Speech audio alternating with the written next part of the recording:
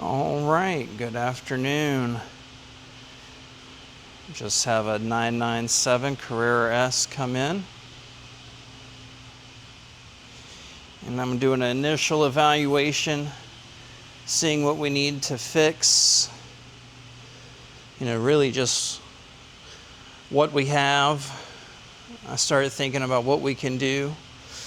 What is going to give the best value to the car. What would someone who's going to buy the car want on their new Porsche? This one looks nice. I think I have an issue, and it got transported in. I saw it before I got it, is this rear window isn't coming up.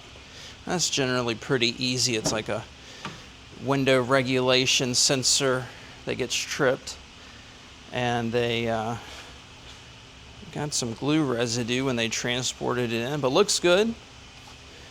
We got a full leather interior. Pull bars look okay. Buttons are good. These buttons are broken. We'll have to check on that. Some small scuffs on the kick plate, but nothing too bad. Seat looks like it's in really good condition. Interior, yeah, it looks really good. The full leather dash is in good condition. Have a star on the windshield.